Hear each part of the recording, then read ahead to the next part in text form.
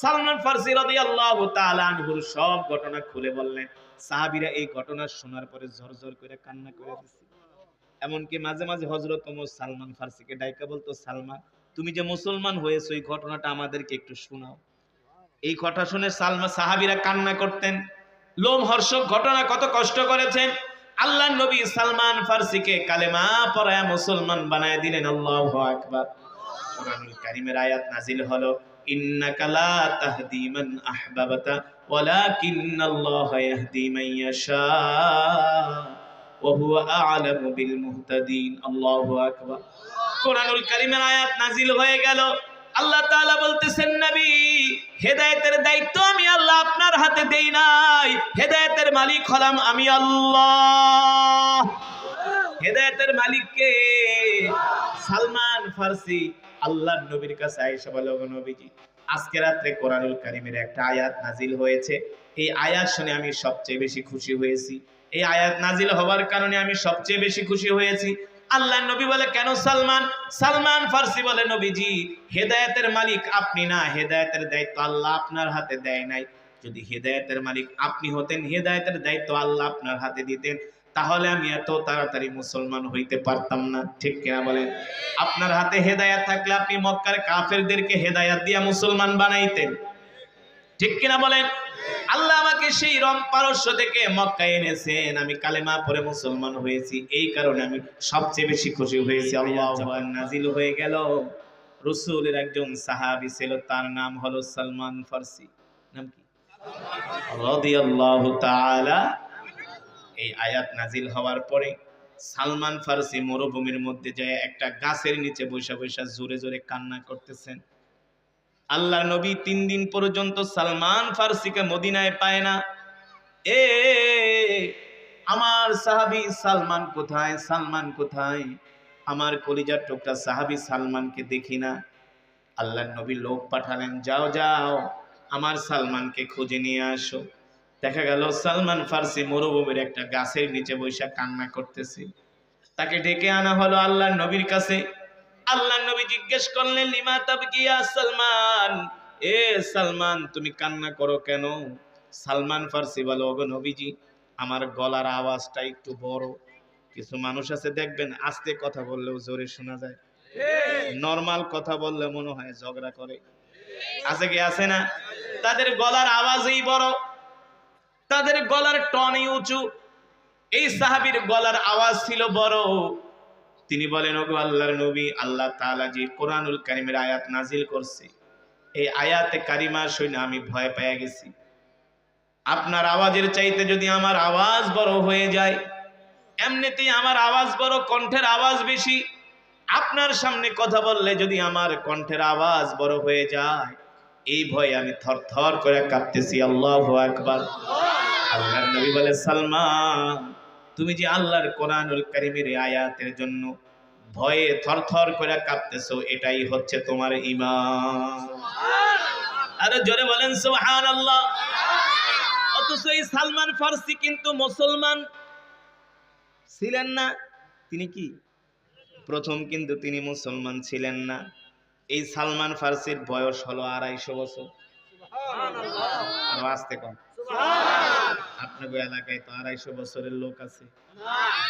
200 বছরের কথা বলে 150 না 170 নেকা? হ্যাঁ 100? আরে 100 খুঁজে পাওয়া যায় না। ঠিক কিনা বলেন? অথচ সালমান ফারসির বয়স হলো 250 বছর। কত বছর? 250 বছর। বুঝুন তো, 5টা 50 না, 250 বছর। আর এখন তো আমরা 50 বছরই ব্যাটকায়া যাই। হাডি উত্তর দিকে জায়গা দক্ষিণ দিকে, ব্যালেন্স থাকে না। নামাজ পড়তে গেলে এখন কিছু মানুষ আছে দেখবেন 50 বছর 40 বছর বয়স চেয়ারে বসে নামাজ পড়ে। আর ওই সাহাবীর বয়স, ওয়াজ বুঝতেছেন? তাহলে কথা বলতে হবে। সাহাবীর বয়স 250 বছর। 50 বছরে তিনি খ্রিস্টান ধর্ম পালন করেছেন। কত বছর? 50 বছরে তিনি খ্রিস্টান ধর্ম পালন করেছেন। কত হলো? 50 বছরে তিনি মূর্তি পূজা করেছেন, কত হলো? 150 বছর, ঠিক কিনা বলেন? তার মানে তিনি 150 বছর 3টা ধর্ম পালন করছে। কয়টা ধর্ম? 150 বছর কয়টা ধর্ম পালন করছে? 3টা ধর্ম। মজা পায় না দেখে, সব ধর্মের ভিতরে ভেজাল।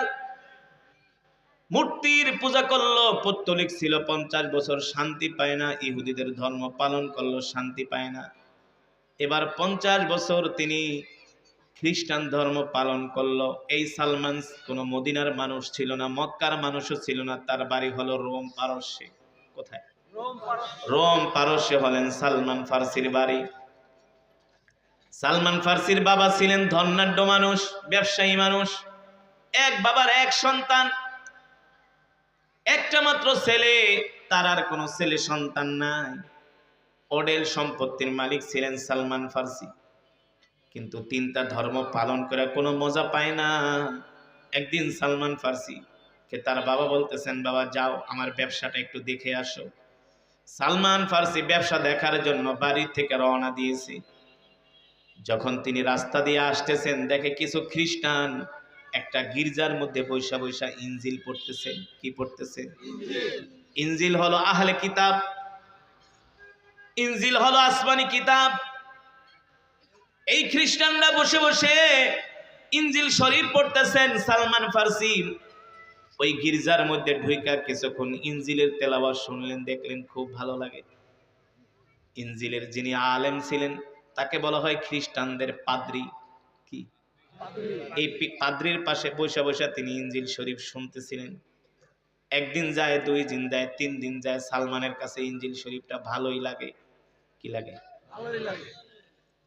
কিছু মানুষ আইসা ওই পাদ্রীকে কিছু টাকা পয়সা দেয়, খাবার দাবার দেয়, বলে এগুলো আপনি নিজেও খাবেন, মানুষদের মাঝে বিলায় দিবেন।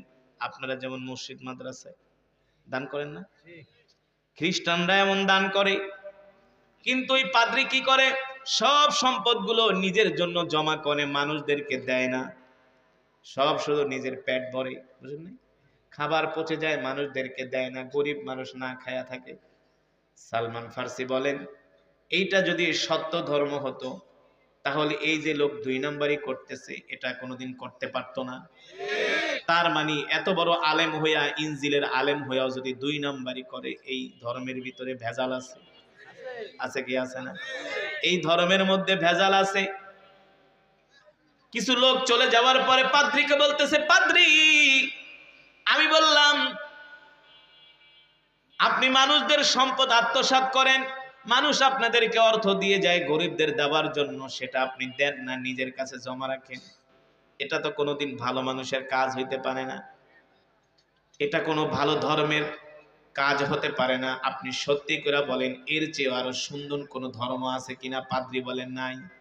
সালমান বলে, আপনি যদি সত্যি কথা না বলেন, আপনি যে মানুষের অর্থ আত্মসাৎ করেন, মানুষের অধিকার হরণ করেন, মানুষদের অধিকার নিয়ে আপনি সিনিমিনি খেলেন, আমি খ্রিস্টানদের কাছে বলে দিব, বললে কিন্তু আপনার কল্লা থাকবে না। খ্রিস্টানরা ধরে আপনার উপরে আক্রমণ করবে, বলবে আপনি ভালো মানুষ না। আপনি একজন ধর্মনেতা হইয়া 2 নাম্বারই কাজ করেন, এটা তো হতে পারে না, ঠিক কিনা বলেন? এই যে আমার গায়ে সাদা জামা, এই সাদা জামায় যদি দাগ লাগে 20 হাত দূর থেকেও দেখা যাবে।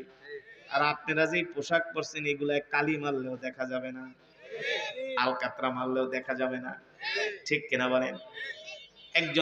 একজন আলেম যদি ছোট একটাও ভুল করে, সেটা মানুষের চোখে বাজে কি বাজে না?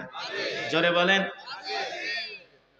সালমান ফার্সি বলতেছে, আপনি যদি সত্যি করে না বলেন সত্য ধর্ম কোনটা আসলে, ইহুদি ধর্ম নাকি খ্রিস্ট ধর্ম নাকি মূর্তি পূজা, কোনটা সত্য ধর্ম, আপনি আমাকে বলেন। এবার পাদ্রী বলতেছে, সালমান আমি তোমাকে সত্য কথাটা বলে দিব, তুমি কোনো মানুষের কাছে বলবা না। বলে, বলেন। সালমান তুমি যদি সত্য ধর্ম পেতে চাও, রোম পারস্যের সত্য ধর্ম পাবা না। যদি সত্য ধর্ম পেতে চাও সালমান, তাহলে তুমি মদিনায় চলে যাও। তুমি মদিনায় অথবা মক্কায় চলে যাও। তুমি যদি মক্কায় যেতে পারো, আমাদের আহলে কিতাবের মধ্যে আছে, ইনজিলের মধ্যে আছে, শেষ জামানায় একজন নবীর আবির্ভাব ঘটবে যার নাম হবে মুহাম্মদ ইবনে আব্দুল্লাহ। ইন্নাদ-দীনা ইনদাল্লাহিল ইসলাম। আল্লাহ তাআলার কাছে মনোনীত ধর্ম ইসলাম। এই ইসলাম ধর্ম নিয়ে ইসলাম ধর্মের নেতা হয়ে তিনি দুনিয়াতে আসবেন। যদি তুমি মক্কায় যাও তাকে পাবা, অথবা মক্কার পরে মদিনায়ও পাবা, কিন্তু এখন যদি যাও তুমি তাকে মক্কায় পাবা। যদি তুমি সত্য ধর্ম পেতে চাও, খ্রিস্টান ধর্মের ভিতরে ভেজাল, ইহুদি ধর্মের মধ্যে ভেজাল, আর মূর্তি পূজা তোর মধ্যে কিছু নাই। যদি সত্য ধর্ম পেতে চাও তাহলে তুমি চলে যাও সেই মক্কায়, মরুভূমির দেশ, পাহাড়ের দেশ, খেজুর বৃক্ষের দেশ। তবে শোনো, এই জামানায় অনেকেই নবী দাবি করবে, ঠিক কিনা বলে? এই জামানায় অনেকেই নিজেকে নবী দাবি করবে, কিন্তু যিনি সত্য নবী তাকে চেনার তিনটা আলামত আছে। কয়টা আলামত? এক নাম্বার আলামত হলো তুমি তাকে প্রথম যায়া প্রথম দিন তাকে কিছু সৎকার মাল দিবা। কিসের মাল? সৎকা। সৎকা, সৎকা বোঝেন তো? জানের সৎকা, মালের সৎকা না, সৎকার মাল দিবা। যদি সে সৎকা খায় তাহলে বুঝবা ভেজাল আছে। তাকে হাদিয়া দিবা, যদি হাদিয়া নেয় তাহলে বুঝবা সত্য, তিনি সত্য নবী। আর তিন নম্বরে আল্লাহ তাআলা তার ডান বাহুর মধ্যে একটা গোস্তের টুকরা আছে, সেখানে আল্লাহ তাআলা শেষ নবীর একটা খতমে নবুয়ত, একটা মোহরে সিল আল্লাহ তাআলা মেরে দিয়েছেন। তিনি যে শেষ নবী সেখানে অঙ্কন করে দেয়া আছে, তারপরে পৃথিবীতে আর কোনো নবী আসবে না, যেটাকে বলা হয় মোহরে খতমে নবুয়ত। তিনি শেষ নবী, তার শরীরের মধ্যে আল্লাহ তাআলা একটা সিল মেরে দিয়েছেন। সুবহানাল্লাহ বলেন। সালমান, যদি পারো তুমি সেই মরুভূমির দেশ, খেজুর বৃক্ষের দেশ, তুমি মক্কায় চলে যেও। এবার সালমান আয়েশা বাড়িতে মক্কায় যাবার জন্য প্রস্তুতি গ্রহণ করতেছে। সালমান ফার্সির বাবা বলে, কোথায় যাবি সন্তান? বলে, আমি আর রোম পারস্যে থাকবো না। কেন? বলে, এই রোম পারস্যে থেকে আমার আর ভালো লাগে না, আমি সত্য ধর্ম খুঁজে পেয়েছি। কোথায় সেই সত্য ধর্ম? সেই সত্যের ধর্মের যিনি নেতা, যিনি নবী, তার নাম হলো মুহাম্মদ ইবনে আব্দুল্লাহ। আল্লাহু আকবার। যার উপরে আল্লাহ তাআলা কোরআন নাজিল করবে, আমি সেই নবীকে পাওয়ার জন্য আজই আমি মক্কায় রওনা দিব। সালমান ফার্সির বাবা বলে, বাবা রে, এ বাবা, আমাদেরকে তুই রেখে চলে যাস না। তার মা বলে, সন্তান, আমাদেরকে রেখে তুমি চলে যেও না, তোমরা আমার সন্তান, তুমি আমাদের সন্তান, তোমাকে দেখে আমরা আমাদের সমস্ত দুঃখ ভুলে যাই। সালমান ফার্সি বলে, মা, তুমি আমাকে ভালোবাসো বাবা, তুমি আমাকে ভালোবাসো, কিন্তু আমি তো মনে মনে ভালোবেসেছি আল্লাহর নবীকে। তোমরা যেমন আমাকে ছাড়া থাকতে পারো না, আমিও সেই নবীকে ছাড়া থাকতে পারবো না। সালমান ফার্সি বলে, সালমান ফার্সির বাবা বলে, কোন জায়গার পর মোহাম্মদ ইবনে আব্দুল্লাহ, যাকে চিনি নাই, জীবনে নামও শুনি নাই। সালমান ফার্সি বলে, বাবা রে, যেই নবীর জন্য আমি আমার জীবন দিতে পারি। আল্লাহু আকবার। এখানে লম্বা চূড়া ঘটনা। সালমান ফার্সিকে তার বাবা, তার মা, আত্মীয় স্বজন মিলে ঘরের মধ্যে তালা মেরে রাখে। বুঝলেন নাই? কি করে রাখে? হাতে পায়ে শিকল বেঁধে তালা মেরে রাখে, যাতে তিনি আসতে না পারেন। সালমান ফার্সি তার মাকে অনেক অনুনয় বিনয় করে তারপরে তিনি সেখান থেকে মুক্তি পান। ওই পাদ্রী বলে দিয়েছে, তুমি যদি মক্কায় যেতে চাও, এখান থেকে তুমি চলে যাবা দামেস্কে। কোথায়? দামেস্কে। জোরে বলেন। সিরিয়ার রাজধানী দামেস্কে যাবা।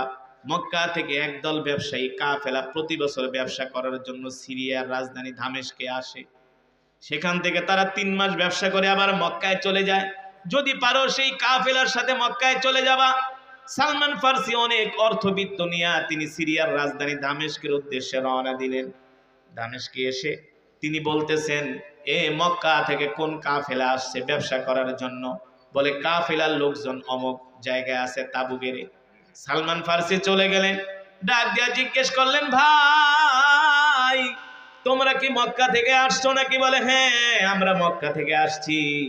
জিনা মিনাল মক্কা, জিনা মিনাল মক্কা ইলা শাম, আমরা মক্কা থেকে শামে আসছি, আবার শাম থেকে আমরা মক্কায় ফিরে যাব।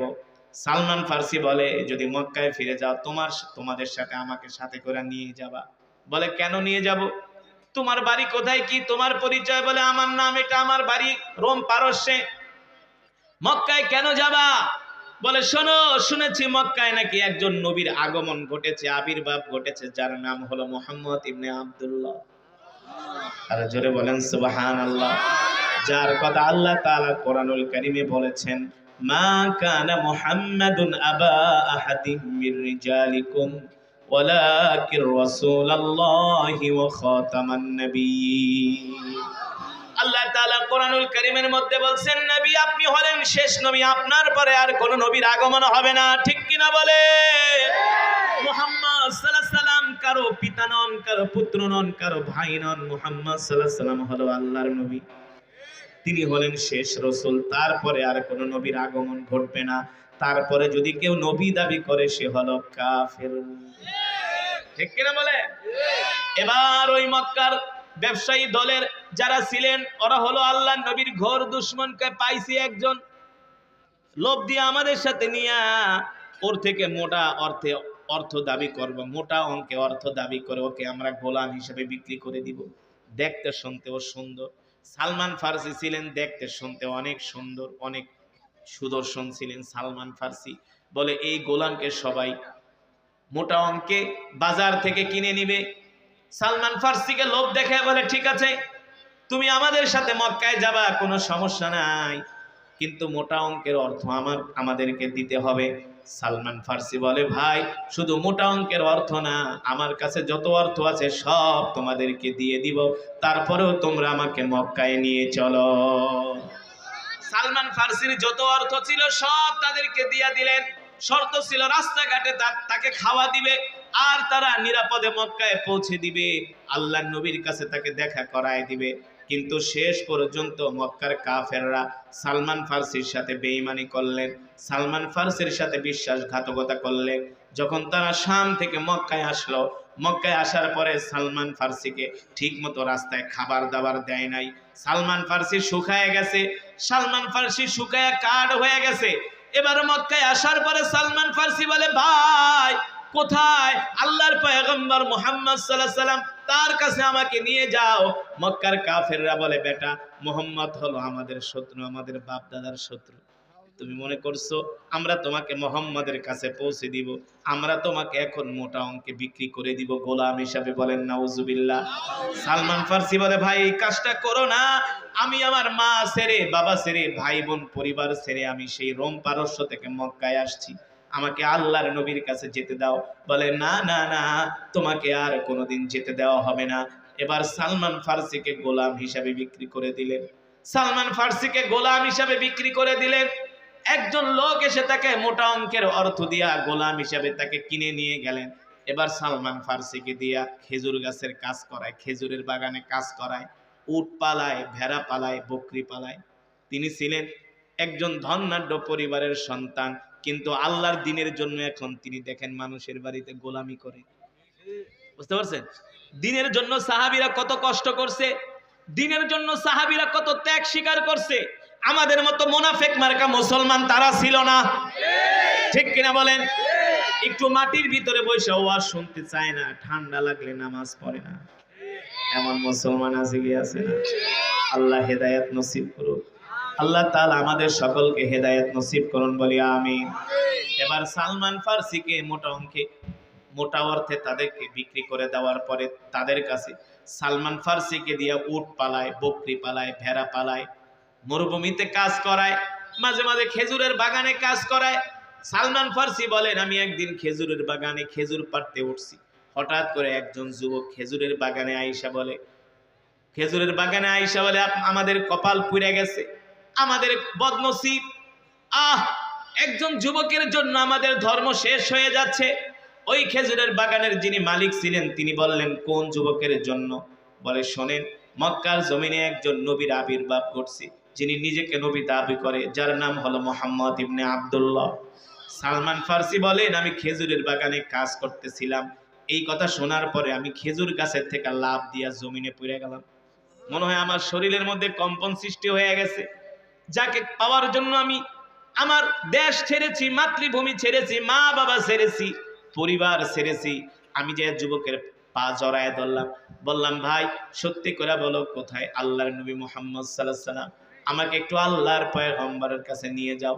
এই কথা বলার পরে সালমান ফার্সিকে জোরে একটা চর মারলেন আর বললেন, বেটা মুহাম্মদ হলো আমাদের দুশমন। নাউজুবিল্লাহ বলেন। ওই মুহাম্মাদের কাছে তুই যেতে চাস, তুই আমাদের গোলাম, কত বড় সাহস!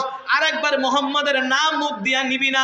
সালমান ফার্সি বলে, ভাই একটা থাপড় না, আপনি আমাকে আরো 10টা থাপ্পড় দেন, তারপরও বলেন আল্লাহর নবী কোথায় আছে।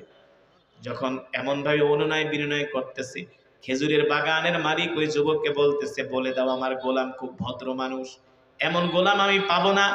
বলে, শোন যুবক, যদি তুই মুহাম্মদকে পেতে চাস, অমক পাহাড়ের পাদদেশে যায় দেখ, মুহাম্মদ তার অনুসারীদেরকে নিয়ে বসে আছে।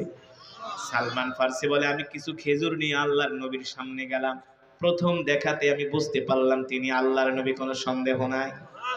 আমি নিয়ে তাকে কিছু খেজুর সদকা দিলাম। কি দিলাম? সদকা দিলাম। আল্লাহর নবী বলে, না না, আমি সদকা খাই না, সদকা খাওয়া আমার জন্য হারাম। সালমান ফার্সি বলে, আমি আবার 3 দিন পরে কিছু খেজুর নিয়ে যায় বললাম, এটা আপনার জন্য হাদিয়া। আল্লাহর নবী বললেন, লাকা সাদাকা, তোমাদের জন্য সাদাকা আর আমার জন্য হাদিয়া হলো হালাল। আল্লাহর নবী সেখান থেকে কিছু খেজুর খেলেন আর সাহাবীদের মাঝে বিলিয়ে দিলেন। সালমান ফার্সি বলে, তিনি যে সত্য নবী আমি 2টা প্রমাণ পাওয়া গেলাম, আরেকটা প্রমাণ বাকি আছে। ডান বাহুর মধ্যে মোহরে খতমে নবুয়তের একটা সিল আছে। ওই সিলটা সালমান ফার্সি কিভাবে দেখবে? সালমান ফার্সি বলে, আমি আল্লাহর নবীর ডানে যাই, বামে যাই, সামনে যাই, পিছনে যাই, আমি সেই সিল দেখতে পারি না। একদিন হঠাৎ করে আল্লাহর নবী জানাজার নামাজ পড়ে আসতেছে, আমি তার পিছনে পিছনে হাঁটতেছি। আল্লাহর নবী আমাকে হঠাৎ করে ডাক দিছে, তাআলাউ ইয়া শাবাব, এ যুবক এদিকে আসো, এ যুবক এদিকে আসো, এ যুবক এদিকে আসো। তুমি কি আমাকে পরীক্ষা করতে চাও আমি সত্য নবী কিনা? সালমান ফার্সি বলে, আমি যে আপনাকে পরীক্ষা করতে চাই আপনি কিভাবে জানেন? আল্লাহর নবী বলে, আমি যদি না জানি তাহলে নবী হলাম কিভাবে? আরো জোরে বলেন সুবহানাল্লাহ। আমি যদি না জানি তাহলে নবী হলাম কিভাবে? আল্লাহু আকবার। এবার আল্লাহর নবী তার নিজের জামা মোবারক খুলে দিয়ে বলে, দেখ যুবক, আল্লাহ তাআলা শেষ নবীর একটা সিল আমার শরীরের ভিতরে মেরে দিয়েছে, আমার পরে আর কোন নবীর আগমন ঘটবে না। আল্লাহু আকবার।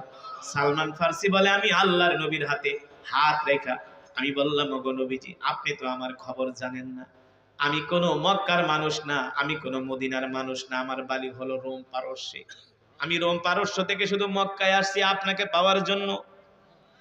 আল্লাহর নবীর কাছে সালমানের সব। এবার সালমান ফার্সি রাদিয়াল্লাহু তাআলা আনহু ওই মনিবের বাগানে কাজ করে, গোলামি করে। সালমান ফার্সির ভালো লাগে না, আল্লাহর নবীর কাছে এসে বলে, নবীজি আপনি আমাকে ওই ইহুদির কাছ থেকে আমাকে ক্রয় করে নিয়ে নেন, কিনে নিয়ে নেন, আমি তো আপনার জন্যই মক্কায় এসেছি, আপনার জন্য মাতৃভূমি ছেড়েছি, মা বাবা ছেড়েছি, আপনাকে ছাড়া আমার ভালো লাগে না। আল্লাহর নবী বলে, ঠিক আছে সালমান, তুমি তোমার মনিবকে যায়া বলো কত অর্থের বিনিময়ে আমার কাছে তোমাকে বিক্রি করবে। এবার সালমান তার মনিবের কাছে যায় বলে, ইহুদিরে শোন, কত টাকা দিলে, কত অর্থ দিলে তুই আমাকে আল্লাহর নবীর কাছে বিক্রি করে দিবি? ইহুদি মনে মনে ভাবে, তোর মতো এত সুন্দর গোলাম আমি পাবো না, তোর মতো এত ভদ্র গোলাম, তোর মতো এমন আমানতদারি মানুষ আমি কোনোদিন মক্কায় পাবো না। সুবহানাল্লাহ বলেন। 2 পয়সা তুই তসরুফ করস না, আমানতদারির খেয়ানত করস না, তোর মতো ভদ্র মানুষ পাবো না। তার মানে ইহুদি এক সময় তাল বাহানা করে, মানে সালমান ফার্সিকে আল্লাহর নবীর কাছে দিবে না। শেষ পর্যায়ে যখন সালমান বলে, তুমি বলো যা চাও আল্লাহর নবী তোমাকে তাই দিবে। এবার ইহুদি ডাক দিয়া বলে, সালমান তোমার নবীকে যায় বলবা, যদি 600 খেজুরের চারা লাগায়া, যদি 600 খেজুরের বিচি লাগায়া গাছ উঠায় দিতে পারে, তাহলে ওই খেজুরের গাছের বিনিময়ে আমি তোমাকে মুহাম্মাদের কাছে মুক্ত করে দিব, মুহাম্মাদের কাছে মুক্ত করে দিবে। এটা হলো ইহুদির ভাষ্য। আল্লাহর নবীর কাছে সালমান ফার্সি চলে গেলেন, ওগো নবীজি, ইহুদি বলেছে যদি 600 খেজুরের বিচি লাগানোর পরে গাছ ওঠে তাহলে নাকি আপনার কাছে আমাকে মুক্ত করে দিবে।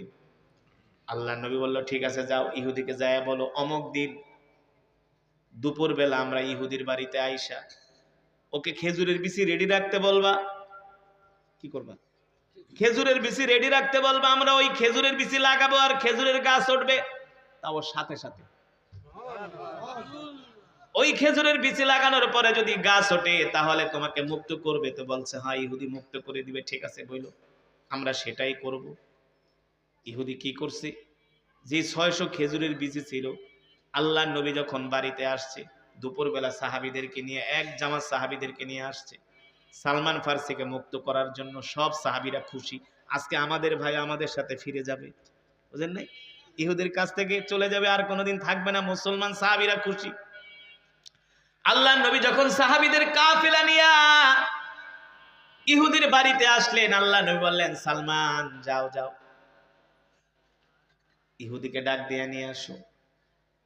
ইহুদিকে ডেকে আনা হলো। ইহুদি দাও খেজুরের বিচিগুলো। ইহুদি বলে মোহাম্মদ, আমি তো খেজুরের বিচিগুলো আগুন দিয়া জ্বালায় দিছি। মানে কি, তিনি টাল বাহানা করতেছেন, মানে আল্লাহর নবীর কাছে সালমান ফার্সিকে সে তুলে দিবে না। কারণ এত ভালো গোলাম সে টাকা দিয়েও পাবে না, এত ভদ্র মানুষ পাবে না। এই কারণে তিনি টাল বাহানা করেন, বলে খেজুরের বিচি আগুন দিয়া পোড়ায় ফেলেছি। এই কথা শোনার পরে সালমান ফার্সি শিশু মাসুম বাচ্চার মতো কাঁদতেছে। আল্লাহ নবীকে সালমান কান্দো কেন? কানবো না, কি করব নবীজি? ইহুদি তো খেজুরের বিচি আগুন দিয়া পোড়ায় ফেলাইছে, তার মানে পোড়া বিচি থেকে আর গাছ হবে না। গাছ না হলে তো আমি আপনার কাছেও যেতে পারবো না শর্ত অনুযায়ী। আল্লাহ নবী বলে সালমান তুমি কেঁদো না, তুমি কেঁদো না। তুমি কি জানো না তোমার নবী হলো বরকতের নবী, তোমার নবী হলো রহমতের নবী। আরো জোরে বলেন সুবহানাল্লাহ। যাও যাও, ইহুদিকে বলো ওই পোড়া খেজুরের বিচিগুলা নিয়ে আসতে। আল্লাহ নবী ইহুদিরে ডাক দিছে, এই ইহুদি এদিকে আয়, দে পোড়া খেজুরের বিচি দে, এই খেজুরের বিচি আমরা লাগাবো। এই খেজুরের বিচি, এই খেজুরের বিচি আমরা লাগাবো, এই খেজুরের বিচি থেকেই গাছ উঠাবো। ইহুদি কয় মোহাম্মদ তুমি যে সত্য নবী এটা আমি ভালো করেই জানি, তুমি যে সত্য নবী এটা আমি ভালো করেই জানি। মনে মনে বলতেছে আমি যদি তোমার কাছে পোড়া খেজুরের বিচি দিই, এই খেজুরের বিচি তো গাছ উঠবে, এটাও আমি জানি। আরো জোরে বলেন আল্লাহু আকবার। ইহুদি দেয় না, তাল বাহানা করে পোড়ায় ফেলাইছি। আল্লাহর নবী কয় ধমক করছে, দে পোড়া খেজুরের বিচি দে। এবার পোড়া খেজুরের বিচি দেওয়ার পরে আল্লাহর নবী বলে সালমান তুমি কেঁদো না। সাহাবীদেরকে বললেন সাহাবীরা তোমরা গর্ত করো। কি করো? এবার সাহাবীরা গর্ত করতে লাগলেন। আল্লাহর নবী বললেন তোমরা কাতারে কাতারে গর্ত করবা, পিছনের দিকে তাকাইবা না। তোমাদের কাজ শুধু গর্ত করা, পিছনের দিকে তাকাবা না। খেজুরের বিচি আমি আমার হাত দিয়া গর্তের ভিতরে ঢুকাবো, তাকানো, পিছনে তাকানো যাবে না, একেবারে শেষ না হওয়া পর্যন্ত। আল্লাহর নবী রাহমাতুল লিল আলামিন সালমান ফার্সিকে বলতেছেন সালমান তুমি একটা একটা করে খেজুরের বিচি আমার কাছে দিবা। সালমান ফার্সি একটা একটা করে পোড়া পোড়া খেজুরের বিচি, বুঝেন তো, আল্লাহর নবীর হাতে দিতেছে। আর আল্লাহর নবী হাতে নিয়ে এইভাবে ডলা দেয় আর থুতু দিয়া পরিষ্কার করে করে গর্তের ভিতরে লাগাচ্ছেন। জোরে বলেন সুবহানাল্লাহ। সিরাতের কিতাবের মধ্যে আসছে এক দিক দিয়া খেজুরের বিচি লাগায় যায় আর অপর দিক দিয়া গাছ উঠতে শুরু করে। এক দিক দিয়ে খেজুরের বিচি লাগায় যায় আর অন্য দিক দিয়ে খেজুরের বিচি ওঠা শুরু করেছে। 600 চারা লাগানো শেষ। এবার আল্লাহর নবী ইহুদিরে ডাক দিয়ে বলে ইহুদি তাকায় দেখ খেজুরের গাছ উঠছে কিনা। ইহুদি বলে মোহাম্মদ আমি আগেই জানি পোড়া বিচি তোমার কাছে দিলেও গাছ হবে, এই কারণেই আমি দিতে চাই নাই। মোহাম্মদ আমার যে গোলাম এত ভালো গোলাম, ওরে আমি তোমার কাছে দিতে চাই না, এত সৎ এত ন্যায় নিষ্ঠাবান, কিন্তু কি করব এই গোলাম তো আর আমার পাগল না, এই গোলাম তো হলো তোমার পাগল। আল্লাহু আকবার। ও মুসলমান, আল্লাহর নবী 600 খেজুরের বিচি লাগালেন, সাথে সাথে 600 চারা উঠে গেছে। সুবহানাল্লাহ বলেন। সেই খেজুরের নামই হলো সেই খেজুরের বিচি থেকে যে খেজুর হয়েছে তার সেই খেজুরের নাম হলো আজওয়া খেজুর। দেখবেন ওই খেজুরটা কিন্তু পোড়া পোড়া কালো কালো ছাই কালারের। ওই মৃত গাছ থেকেই পোড়া খেজুরের বিচি থেকেই খেজুর হয়েছে, সেই খেজুরই হলো আজওয়া খেজুর। ওখান থেকেই আজওয়া খেজুরের উৎপত্তি। আল্লাহু আকবার। জোরে বলেন আল্লাহু আকবার।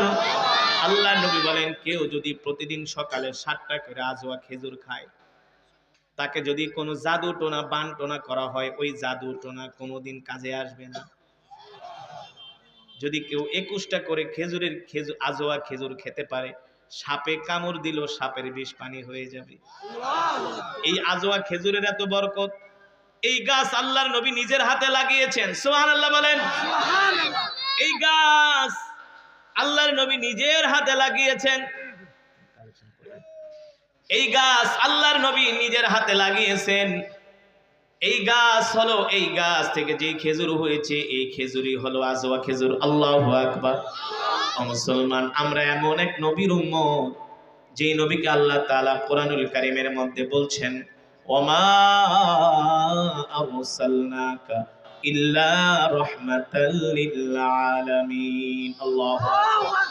আমি আল্লাহ তোমাদের জন্য এমন এক নবী পাঠাইছি যেই নবী হিনা তোমাদের জন্য রহমত, তোমাদের জন্য বরকত। আল্লাহু আকবার। সেই নবীর উম্মত আমরা, সেই নবীর উম্মত হতে পেরে খুশি নাকি বেজার? জোরে বলেন খুশি নাকি বেজার? সেই নবী কি কোনোদিন নামাজ ছাড়ছে? সেই নবী কি কোনোদিন মিথ্যা কথা বলছে? সেই নবী কি কোনোদিন মানুষের উপর জুলুম করছে? সেই নবী কি কোনোদিন মানুষের অধিকার হরণ করছে? সেই নবী কি কোনোদিন মানুষকে কষ্ট দিছে নাকি? তাহলে আমরা সেই নবীর উম্মত, আজ থেকে আমরা ওয়াদা করব আমরাও আর কোনোদিন নামাজ ছেড়ে দিব না। রাজি আছেন? রাজি আছেন? মিথ্যা কথা বলবো না। কে কে 5 ওয়াক্ত নামাজ পড়বেন? হাত সোজা করেন, সোজা করেন, ডাক দিয়ে বলেন আল্লাহ। আর জোরে বলেন আল্লাহ। ওয়াদা করলাম আর কোনোদিন নামাজ ছেড়ে দিব না। হাত নামান। আল্লাহ কবুল করুন, আল্লাহ মঞ্জুর করুন। এখনই মোনাজাত হবে, কেউ উঠাউঠি করবেন না, একজন উঠবেন না, বসেন বসেন, একজন উঠবেন না। যে মাদ্রাসার উদ্যোগে